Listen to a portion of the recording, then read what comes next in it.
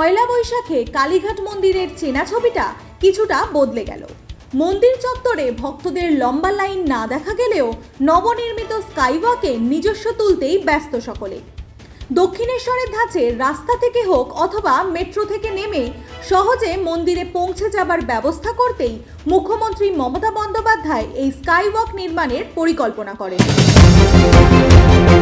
ওইটা যেমন করেছিলাম দক্ষিণেশ্বর স্কাইওয়াক, সেদিনই আমি মনে মনে প্রতিজ্ঞা করেছিলাম এরপর আমার কালীঘাটেও করতে হবে। দক্ষিণেশ্বরের ওদিকে কিছুটা জায়গা থাকলেও কালীঘাট এলাকাটা ভীষণ কনজেস্টেড এবং এখানে জনসংখ্যা এত বেশি চারিদিকে যে এখানে রাস্তা খুঁজে বের করে একটা স্কাইওয়াক তৈরি করাটা বিরাট একটা পরিকল্পনার ব্যাপার।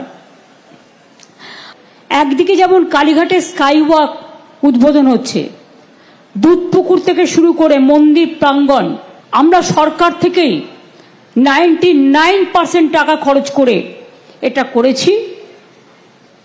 কালীঘাট মন্দিরের একটা চূড়া যেটা সোনা দিয়ে তৈরি করেছে ছোট্ট একটু, সেটা আমি নিশ্চয়ই থ্যাঙ্কস দেবো।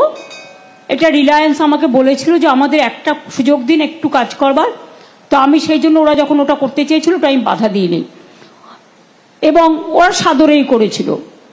আর বাদ বাকি কিন্তু টোটালটাই আমরা রাজ্য সরকার থেকে করেছি। অনেকের মধ্যে এ ধারণা আছে সবটাই কিন্তু ওরা করে দিয়েছে, তা নয়। ওরা যেটা আমার কাছে করতে চেয়েছিল আমি ওদের সেটা অ্যালাউ করেছি এই কারণে যে ধর্ম তো কারো একার নয়, ধর্ম কিন্তু সবার। চৈত্র সংক্রান্তির সন্ধ্যায় কালীঘাট স্কাইওয়াক ও হকার্স কর্নারের উদ্বোধন করেন মুখ্যমন্ত্রী।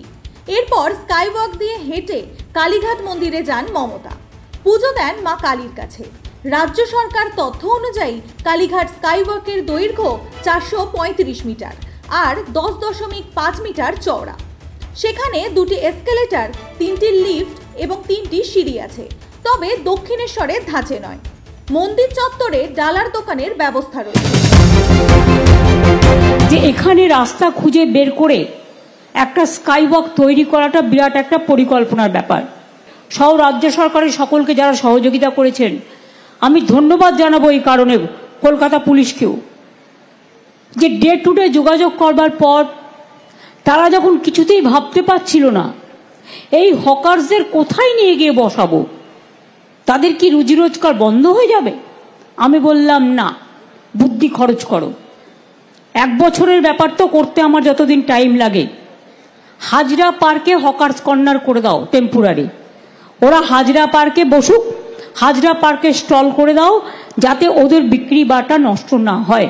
এবং যারা হকার্স আছেন তারাও আমাদের খুব সহযোগিতা করেছেন। এই স্কাইওয়াকের প্রধান বৈশিষ্ট্য হচ্ছে 435 মিটার দীর্ঘ এই স্কাইওয়াকটি দৈর্ঘ্য, প্রস্থ হচ্ছে 10.5 মিটার। এসকেলেটর করা হয়েছে 2টো, লিফট করা হয়েছে 3টে, সিঁড়ি 3টে, মূল প্রবেশ ও প্রস্থানের পথ এসপি মুখার্জি রোড থেকে, শ্যামাপ্রসাদ মুখার্জি রোড থেকে, হাজরা রোড থেকে এবং কালীঘাট রোড থেকে, মন্দির কমপ্লেক্স থেকে 3টে জায়গা দিয়ে ঢুকতে পারবেন। অর্থাৎ জ্যামজটটা কিন্তু অনেকটা কেটে যাবে আর মানুষ মনের আনন্দে একটা তীর্থস্থান, যেটা আন্তর্জাতিক তীর্থস্থান, সতীপীঠ। আমরা অনেক সময় বলি নকুলেশ্বর ভৈরবী, নকুলেশ্বর ভৈরব, নকুলেশ্বরকে বলি আমরা নকুলেশ্বর ভৈরব। যেমন তারকনাথ মন্দির আছে, এখানে আমাদের নকুলেশ্বর মন্দিরও আছে। সুতরাং সবটাই কভার হবে। আগে যান চলাচল কোনো পরিকল্পনা ছিল না। এছাড়াও এলাকা পুরোটাই আলো দিয়ে সাজানো হয়েছে, সমস্তটাই প্ল্যান করা হয়েছে।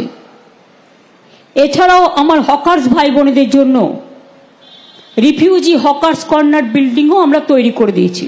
দীর্ঘ প্রতীক্ষার পরে কালীঘাট স্কাইওয়াক উদ্বোধন হওয়ায় যানজটের সমস্যার অনেকটাই সুরাহা হবে বলে মনে করছেন সেখানকার মানুষরা এবং বিশেষ বিশেষ অনুষ্ঠানে ভিন রাজ্য থেকে আগত তীর্থযাত্রীদেরও মন্দিরে প্রবেশের অনেকটা সুবিধা হবে বলে মনে করছেন মন্দির কর্তৃপক্ষ।